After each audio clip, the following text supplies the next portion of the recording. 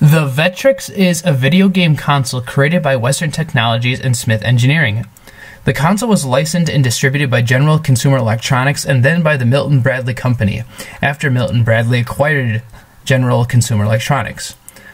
The console was released in November of 1982 and would cost $199 American dollars, which is $470 by today's standards. In 1983, the video game crash occurred, and the Vectrex price went down from $199 to $150.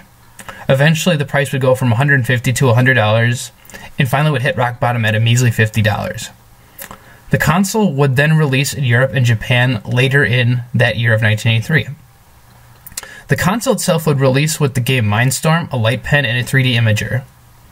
The history of the Vectrex begins in 1980, when John Ross, Mike Purvis, Tom Sloper, and Steve Marking, who were all into video games and electronics in the time period, went to a surplus warehouse in Los Angeles called Electromavin. They found a first-rate cathode tube from Heads Up Displayed and considered that small electronic game could be made of this. After much work, these designers would create the console we know today as the Vectrex. In 1981, the system was ultimately licensed to General Consumer.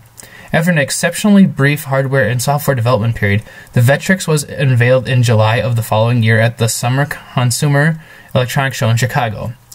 The console was released to the public in November, just in time for the holidays.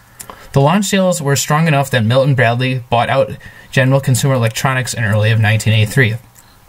The reason the Vectrex was so popular is because the games made for the console were classic arcade ports that could be played inside the home. I would go into greater detail about the games, but to be honest, the games themselves were not very historically important.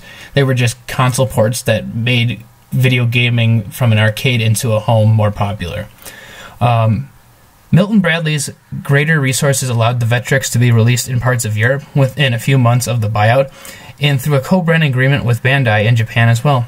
However, like I previously said, the video game crash of 1983 turned Milton Bradley's support of the Vectrex into a costly mistake. In May of 1984, Milton Bradley merged with Hasbro, and the Vectrex was discontinued a few months later.